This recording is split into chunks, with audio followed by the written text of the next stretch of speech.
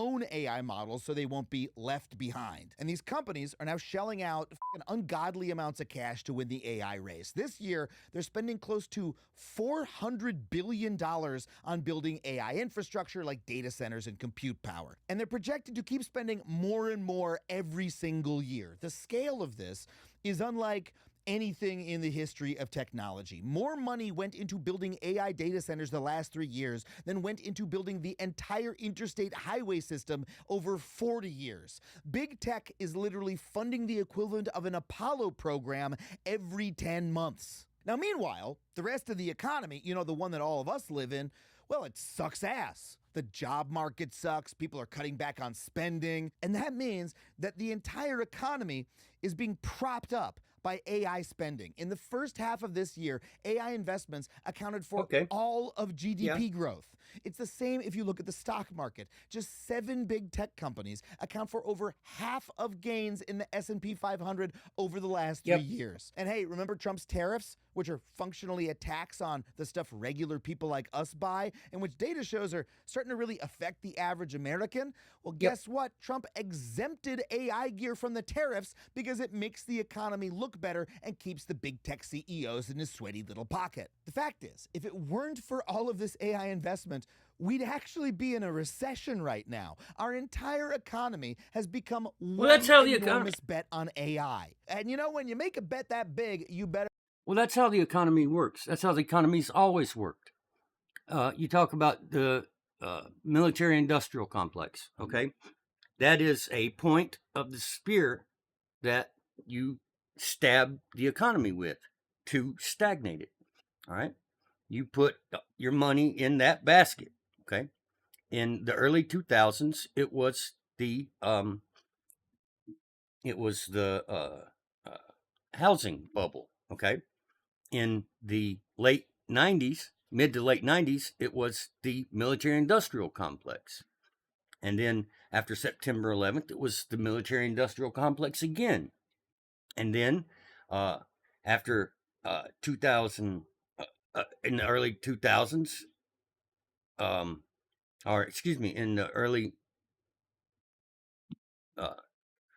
okay, so, all right, we had the Gulf War, military-industrial complex. Post-Gulf War, it was industrialism again. Post that industrialism, it was the internet. The internet bubble blew up, and then it was the housing again. After the housing, we had 9/11, so we had the war again, and while the war was going on, we tried to get away from the war by having a bigger investment in housing, and that exploded and nearly took down the economy. So we continued war, and we started to get back into housing again by letting big companies buy houses and sell them at higher prices, but the economy couldn't support it. Gen Z and millennials are millennials and couldn't afford houses because they didn't have jobs. And the baby boomers were not dying, so they were not leaving their money to millennials, so they didn't have money to buy houses. And the housing market did not explode like the economists thought it was going to. So we had to find another way to do it, which was going to be another military-industrial complex. That's what Biden was going to do. Well, that's what Obama did. And then that's what Clinton or Biden was going to do. But Trump won that and said, no, we don't want a lot of war. So they released COVID to ensure that Trump did not get to have any international say. And so we had to deal with COVID. a lockdown, use made up money to keep people happy and going.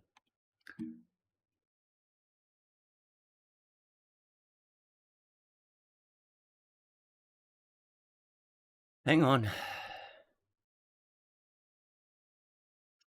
Okay, there we go. So COVID happened, and then Biden gets elected.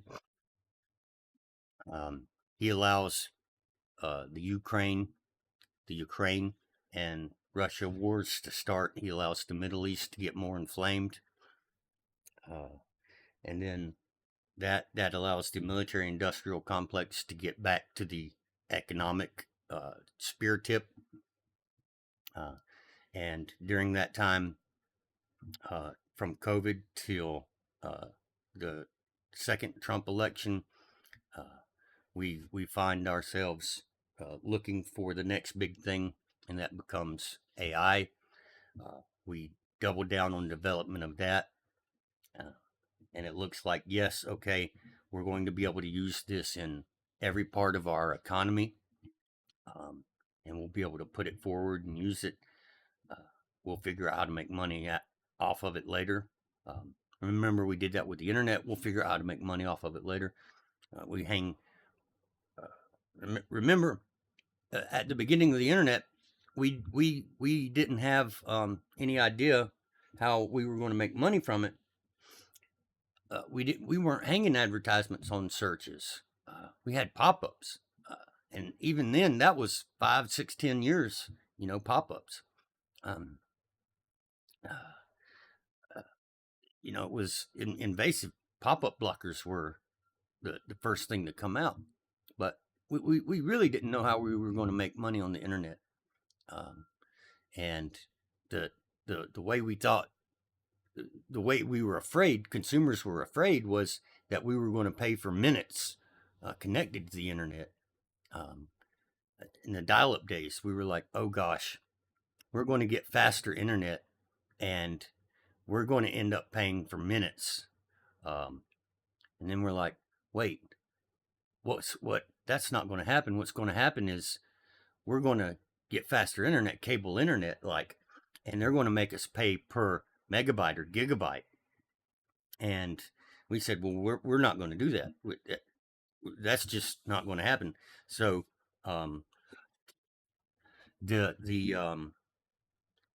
free and open internet thing started, and the oh hell, what did we call it? Hell, whatever it was, the the free and open internet laws, things that you can't, I can't remember what it's called, but anyway, so it came to be where, no, you can't charge us. You're not going to charge us for you're not going to charge us per megabyte or gigabyte for internet access. We're just not going to pay that. So people started paying for trunks and bypass for all kinds of different ways. They ended up paying for it. And then we started hanging advertisements off of search results, advertisements in apps and things like that. So we kind of figured out a way to pay for it. To pay for the infrastructure, which was, that was really all we had to pay for with the internet, was the infrastructure. That was the unpaid for part. The companies would pay for their own servers and would pay for their own outward bandwidth and inward bandwidth.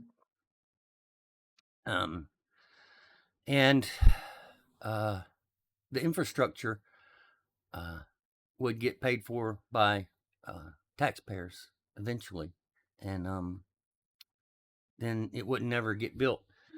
There's not fiber to everybody's homes like there's supposed to be. But anyway, so the pointy tip of the spear became, in this time, at the beginning of COVID, was AI. They said, okay, this is what it's going to be, and in the next several many years, we'll be able to make money off of it. We'll put it in cars, and we'll have self-driving cars, which Waymo is a self-driving car. It has AI and it works. And then we'll have you know phones with AI. Yeah. Um, Bolton charged. He's all right. So he's been charged. Michael Bolton has now been charged. He's not just indicted. He's received charges. Okay. All right. So yeah, we'll put it in phones, and that the phone price will subsidize it. We'll put it on desktops, and operating system price, but Windows 11 is a free upgrade. Uh, you know, we'll give them a pro version and charge them $10 a month. But no,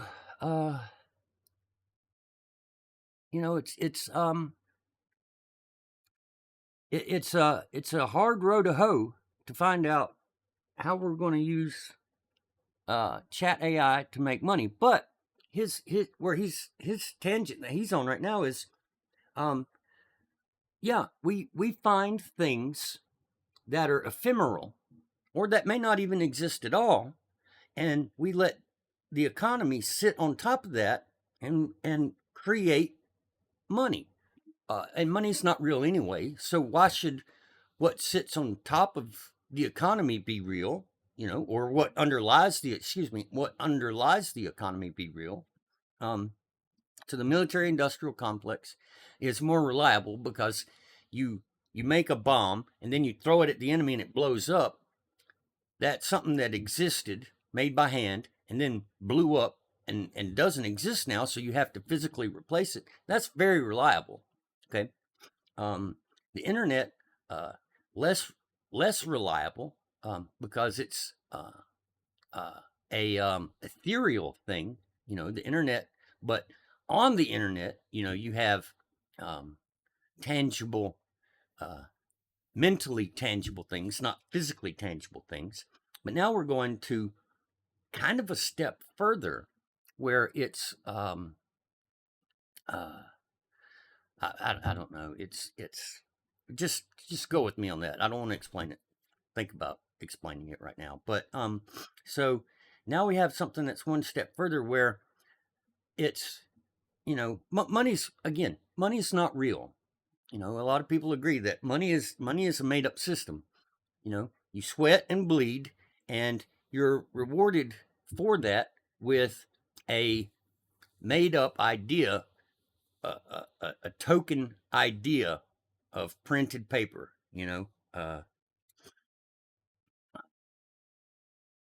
What is it called? Uh, uh, uh, uh, I keep thinking fiduciary, but it's uh,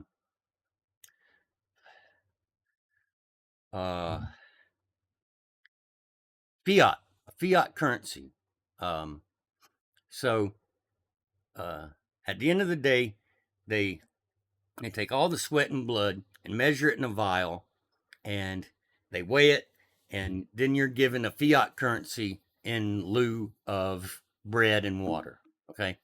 And if you want to not eat on Monday and instead get a silver necklace, you can trade that fiat currency for a silver necklace and go hungry Monday and work hard on Tuesday, or twice as hard on Tuesday, and get more bread and water at the end of Tuesday and fill yourself up.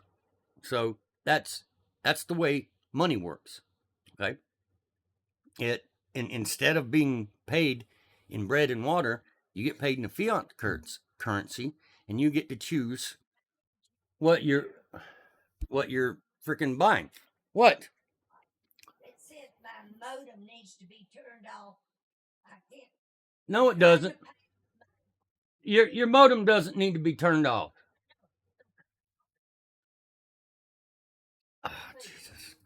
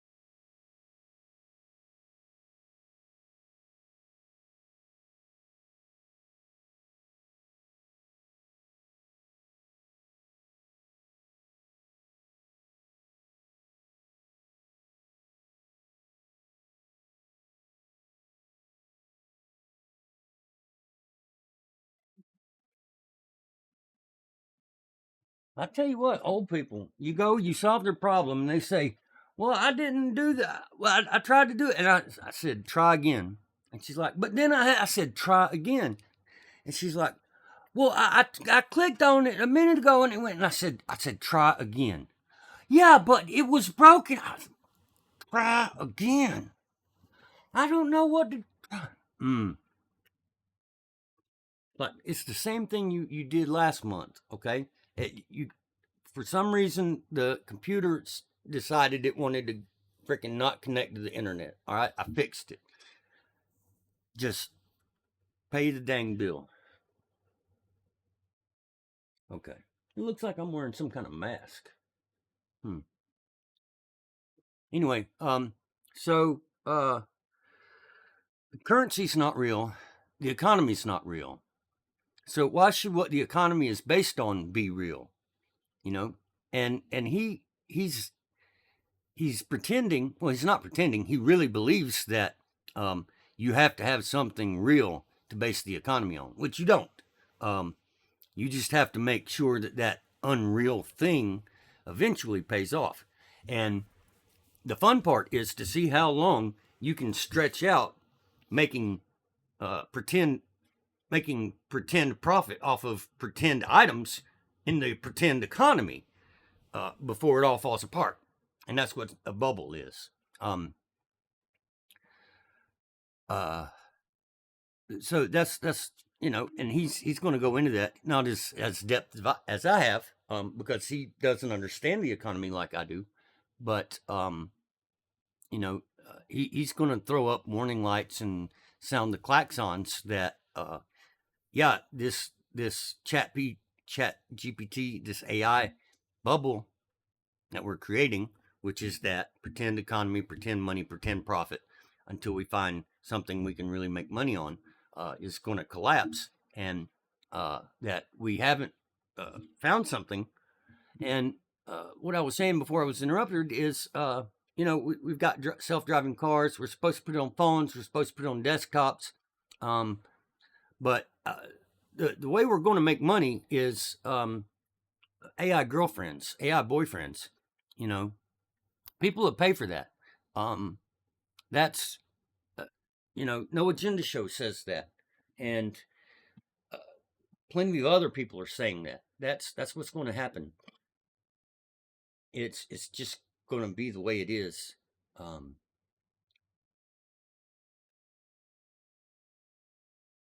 I think we've stumbled upon it, and I think that's what's going to happen. The way it's going to be is we're going to have um, chat um, chat girlfriends, or um, chat what do they call them, significant others that people pay for. Better be fucking sure it's going to pay off.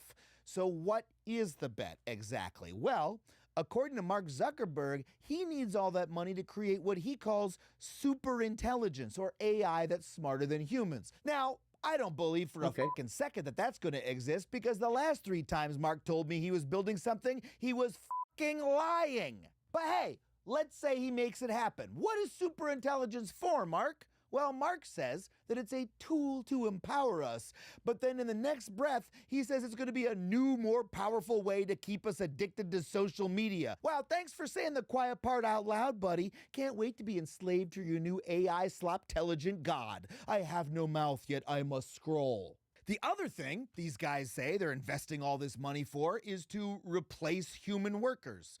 Dario Amodei, who sounds like the manager of an illy espresso shop at the airport, but no, he's the CEO of Anthropic, he expects that AI will wipe out half of entry-level white-collar jobs in the next half-decade. Now, I just want to take a second to point out, I have yet to understand how that's a good thing. Like, why is that his pitch? Why is that a bright side to anyone? Is it even good for the shareholders? Like, I know capitalists love to fire people, but if no one has any income, then no one can buy the shit you're making. But whatever. That's what they say their goal is. They're going to build super intelligent AI, fire everyone, and then hook us all on their goddamn slop. The question is, Can they do it? After all, you've been wrong before, Mark. And I really think they actually might not be able to do it. Because here's the really fascinating thing. The main impediment to building super intelligent AI might not be the technology. It might be the money. Because in order to pay for all the processing infrastructure they need to build this brave, screwed world, Bain estimates AI companies will have to earn $2 trillion annually by 2030. According to the Wall Street Journal, that is more than the combined 2024 revenue of Amazon, Apple, Alphabet, Microsoft, Meta, and Nvidia combined. I'm going to say that again.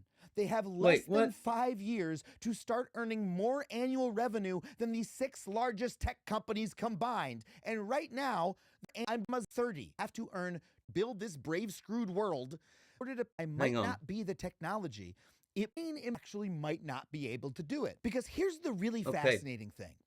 The main impediment to building super intelligent AI might not be the technology. It might be the money. Because in order to pay for all the processing infrastructure they need to build this brave, screwed world, Bain estimates AI companies will have to earn $2 trillion annually by 2030. According to the Wall Street Journal, that is more than the combined 2024 revenue of Amazon, Apple, Alphabet, Microsoft, Meta, and Nvidia combined. I'm going to say that again. They have less than 5 years to start earning. So where are they going to come up with that money? They know that. The AI companies know that. And they have not said that they know that to the people. So what they believe then is that they'll be able to do that and that they'll have no problem doing that because they have not stated that as a worry. And the reason they would state that as a worry is that they would need help doing it from the people or from the taxpayer. Okay. So they haven't said that they'll need help. So they believe they'll do it without the taxpayers' help. They'll do it with the government's help. Okay. Which is the same thing, but to them, it's not the same thing. Okay. They'll just take the taxpayers' money from the government without the taxpayers' permission. Okay. So they're going to get that $2 trillion from they believe they're going to get it.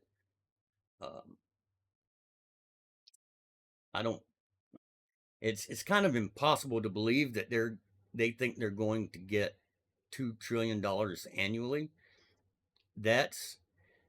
I don't think there's that much money available globally unless China and India must both step into this somehow and really step up, more annual revenue than the 6 largest tech companies combined. And right now, they are fucking failing to do so. Like Amazon fucking killed Walmart. They got to kill Amazon, Apple, and Microsoft. They're not going to fucking do it. I mean, OpenAI's revenues are growing, but they were only $13 billion this year. That's nothing, buddy. And Bain estimates that AI revenue overall is going to be $800 billion short of where it's going to need to be in 2030. So right now, we have monumental private investments propping up the economy in the hope that they're going to make a super powerful technology that is guaranteed to make the world shittier if it works. But there's the point. And that's the part nobody's saying out loud is this.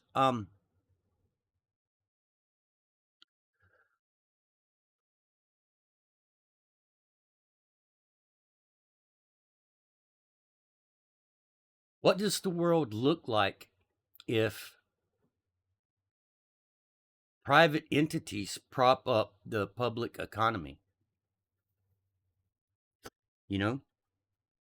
What does the world look like if the government has less money than the public,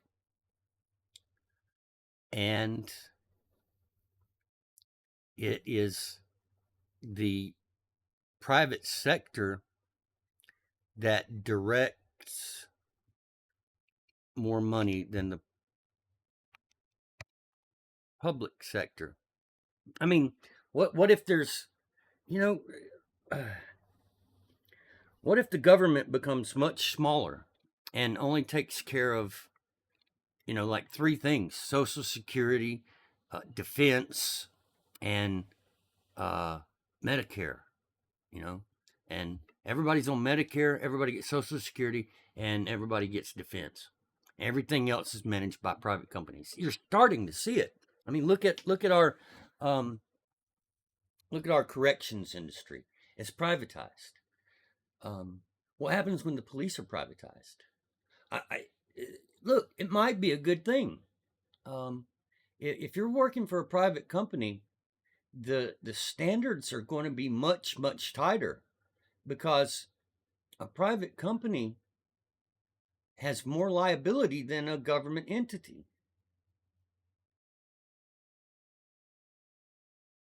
Well, it's less and less so. But if a government has less on its plate, if a government has less to do, let's say that it doesn't have to run the police, then it can spend more time properly overseeing the police. But currently, it looks like it has no hope of paying out. We have a word for this, a word for an economic cycle in which business investments and valuations are not supported by the underlying value or future revenue. It's called a bubble.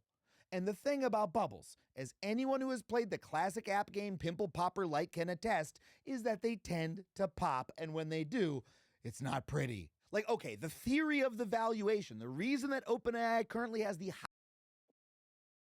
Yes. So we've gone into recessions, and the economy has fallen, but it's never really exploded. It's done what we've called collapsed, but it hasn't really collapsed. I mean, it's um uh it's never been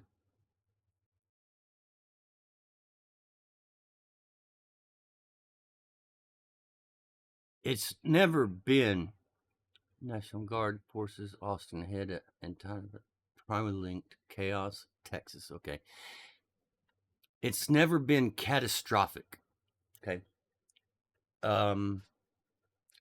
The even the 1920s Black Monday crash wasn't catastrophic. We came back from it. I would say, yeah, okay. It was as close to catastrophic as you could get.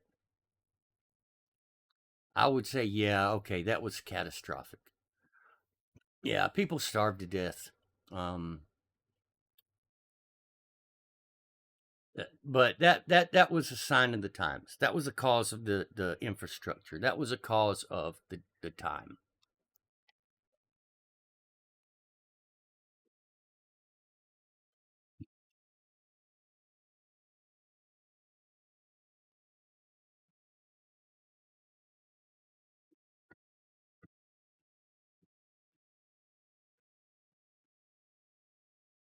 Trump is making Trump is directing people to make peace in the Middle East.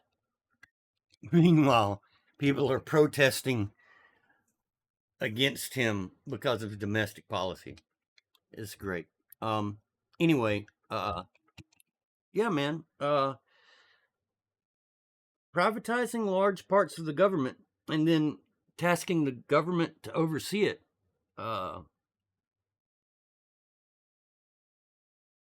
I'm all about that. Anyway. Pimple popper like can attest is that they tend to pop. Yeah. Okay. So let's say the economy collapses. Money isn't real. Money is still not real. So we can increase inflation. The economy's already collapsed. So we can increase inflation by 100% to keep infrastructure up and still feed people and do things, because money isn't real. If people have no money, it doesn't matter what inflation is, because money's not real anyway, and the economy's collapsed. So it doesn't matter. We can just